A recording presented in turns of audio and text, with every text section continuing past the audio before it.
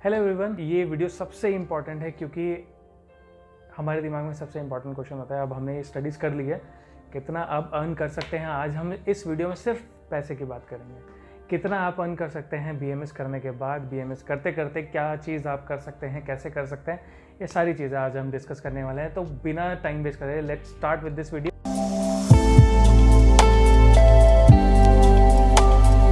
एक BMS doctor कितना कमा सकता है, किस फील्ड में कमा सकता है, कैसे कमा सकता है। पिछली वीडियो में मैंने सारी फील्ड्स के बारे में डिस्कस किया है कि बीएमएस के बाद क्या क्या कर सकते हैं। आज हम डिस्कस करेंगे कि बीएमएस करने के बाद आप कैसे कैसे क्या क्या कमा सकते हैं। तो मैं उसी पैटर्न में शुरू करूँगा। अगर आप एमडी एमएस करते हैं और एमडी एमएस करने के बाद आप अगर कहीं जॉब करते हैं, अगर आप टीचिंग में ज्वाइन करते हैं किसी भी हॉस्पिटल में, किसी भी कॉलेज में, तो आपको minimum on an average basic salary आपको 50 to 60,000 से इनिशियल होता है, जिससे आप शुरू करते हैं। तो आपको पर मंथ 50 to 60,000 रुपीज़ मिलते हैं अगर आप टीचिंग करते हैं।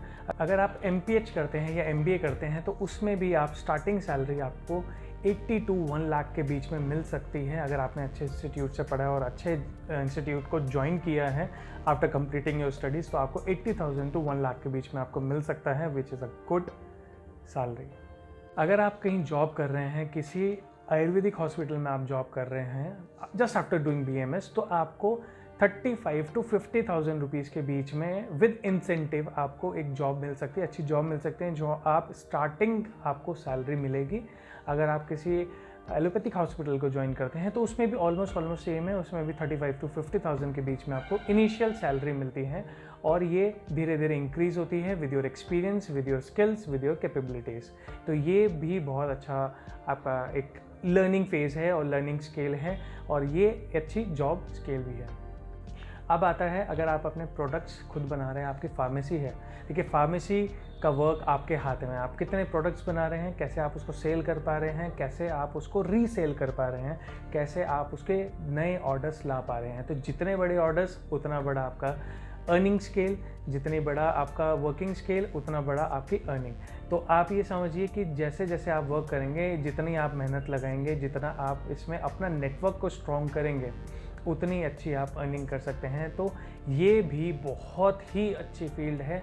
प्लस आप ये ऐसी चीज़ है, अगर आप एक बार इसको स्टेबल कर देते हैं तो इसके साथ आप सारी चीज़ें कर सकते हैं। अगर आप टीचिंग भी कर रहे हैं तो भी आप अपनी फार्मेसी चला सकते हैं, आप कहीं जॉब करें तो भी आप अपनी फार्मेसी चला सकते हैं, बट आपको एक स्टेबल लेवल पे उसको लाना पड़ेगा ताकि वहाँ पे आपकी रीजनरेटिव इनकम आपकी कंटिन्यूसली चलती रहे।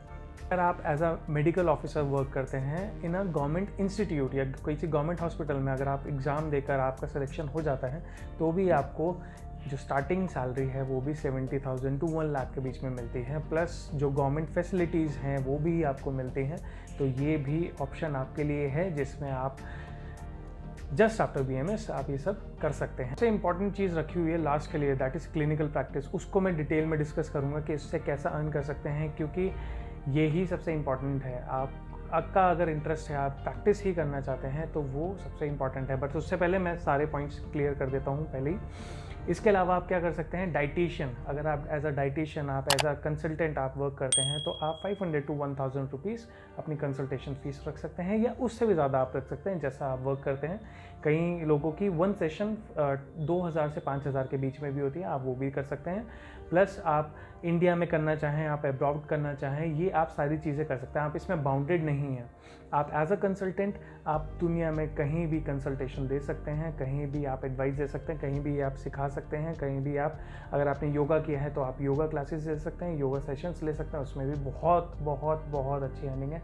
आप पर मंथ योगा सेशन से ही 2 से 3 लाख रुपए आराम से कमा सकते हैं। अगर आप बहुत अच्छे सेशन देते हैं और आपकी नॉलेज बहुत अच्छी है, आप बहुत अच्छे तरीके से क्लिनिकली, क्योंकि आपके पास बीएमएस की नॉलेज है, आप डिजीज़ के अकॉर्डिंग उनको योगा करा सकते हैं और उनको चीज़ें समझा सकते हैं कि कैसे क्या करना है। तो ये आप बहुत ईजिली 2 से 3 लाख रुपए योगा से ही कमा सकते हैं, या एज अ डाइटिशियन आप कंसल्ट करके, आप कंसल्टेशन दे के ये कमा सकते हैं।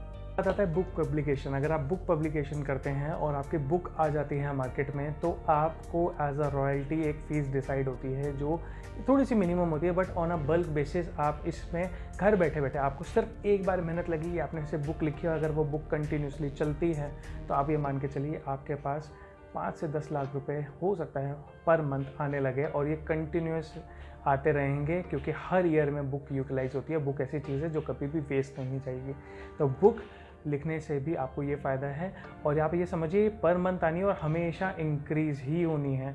और जब एडमिशन टाइम पीरियड होता है या उस टाइम पीरियड में जब आपके एडमिशन ज़्यादा होते हैं और वो बैच में जो जिससे भी रिलेटेड आपने वो बुक लिखी है, उस टाइम पीरियड में उस मंथ में आपकी सैलरी या आपका रॉयल्टी 10 से 20 लाख तक भी जा सकती है। तो book writing is also very good. और अगर आप कंटेंट राइटिंग किसी पेज के लिए करते हैं, अगर आप छोटे स्केल पे वर्क करते हैं, तो इनिशियली आपको 3 से 5 हज़ार रुपये मिल सकते हैं एक कंटेंट के लिए, एक ब्लॉग के लिए, एक आर्टिकल के लिए, एक वेल रिसर्च वर्क के लिए। और अगर आपका वर्क बहुत अच्छा है, आपके कंटेंट बहुत अच्छे हैं, आपकी रीच बहुत अच्छी है, तो आपके ब्लॉग्स पे भी आपको पेमेंट मिलती है थ्रू गूगल या बाकी रिसोर्सेज से, या एड बेस्ड आपको वो भी मिलता है। प्लस आपको कुछ कंपनीज जो बहुत अच्छा वर्क कर रही हैं आयुर्वेद फील्ड में, आप उनके लिए कंटेंट लिखते हैं, चाहे पंचकर्मा पे लिखें, चाहे ड्रग्स पे लिखें, चाहे आयुर्वेद पे लिखें, चाहे डाइट पे लिखें, किसी भी चीज़ पे, किसी भी टॉपिक से रिलेटेड अगर आप अच्छा वेल रिसर्च वर्क करते हैं, तो 5 से 10 हज़ार रुपये इसमें भी आपको ईजिली मिल सकते हैं फॉर 1 ब्लॉग या 1 आर्टिकल। तो ये भी बहुत अच्छी फील्ड है। अगर आप महीने के 10 भी कर देते हैं तो आपके पास 1 लाख रुपए घर बैठे आराम से आ जाते हैं। इसमें आपको रिसर्च करने में स्टार्टिंग में आपको दिक्कत होगी, बट रिसर्च करने में आपको 1 से 1.5 घंटा लगेगा। 1 से 1.5 घंटा लिखने में हो सकता है 2 घंटे तो आप इजीली रोज़ निकाल सकते हैं, जिसमें आप ये लिख कर अच्छा अर्न कर सकते हैं। अब आता है क्लिनिकल प्रैक्टिस, जो कि मेरा सबसे फेवरेट है और मेरे ख्याल से आप सबका भी अब फेवरेट होने वाला है इसको सुनने के बाद। आपने BMS करी है, सिर्फ करना ये है, आपको सीखना है अच्छे से। आप अच्छे से सीखिए, सब कुछ करिए। आपका BMS करने के बाद आप क्या क्या कर सकते हैं? पहली चीज़, आप अपनी क्लिनिक ओपन कर सकते हैं ईजिली, उसमें कोई इशू नहीं है। आप सारी प्रैक्टिस कर सकते हैं। आप उसमें पंचकर्मा रन कर सकते हैं, आप उसमें माइनर सर्जरीज कर सकते हैं, जिसमें शार सूत्र कर सकते हैं, पाइल्स, फिस्टुला, फिशर, इसके ऑपरेशन आप कर सकते हैं। पाइल्स, फिस्टुला, फिशर, पहले मैं इसी से स्टार्ट करूँगा। अगर आप पाइल्स की सर्जरी करते हैं, एक सिंगल प्राइमरी पाइल्स की फीस होती है that is minimum 10,000 rupees, minimum 10,000 rupees.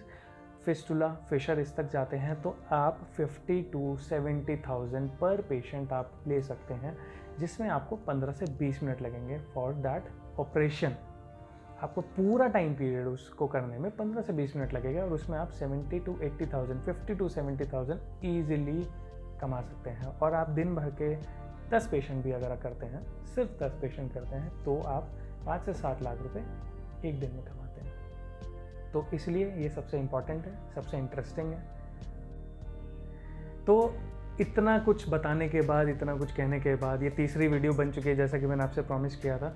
अब इतना तो आपको पता चल गया होगा BMS के बाद क्या क्या स्कोप है। और अगर आप ये सोच रहे हैं कि BMS करने के बाद कुछ नहीं होने वाला, क्या करेंगे, कैसे करेंगे, तो इतना तो डाउट आप मेरे ख्याल से आपका क्लियर हो गया होगा। और अगर आपको फिर भी कोई डाउट है तो आप नीचे कमेंट कर सकते हैं और मुझे बता सकते हैं। I will try to answer that question. और आप मेरे इंस्टाग्राम हैंडल को फॉलो कर सकते हैं @तुलसी आयुर्वेदा। आप वहाँ पे भी मेरे से क्वेश्चंस पूछ सकते हैं। और बस एक चीज़, आप जो भी चीज़ कर रहे हैं, आप BMS कर रहे हैं, आप उसको पूरी ईमानदारी से करें, पूरी मेहनत से करें, तो ही वो आपको फल दे सकता है। आप किसी भी चीज़ पे जब मेहनत करेंगे तभी वो आपको फल देगा और तभी आप सक्सेसफुल भी हो सकते हैं। तो मैंने सिर्फ आपको ये गाइड किया है कि कितनी अपॉर्चुनिटीज़ हैं, कितना आप अर्न कर सकते हैं। किसी भी तरीके से आप डिसहार्टन मत होइए कि हम कैसे करेंगे, क्या करेंगे, डीमोटिवेटेड मत होइए।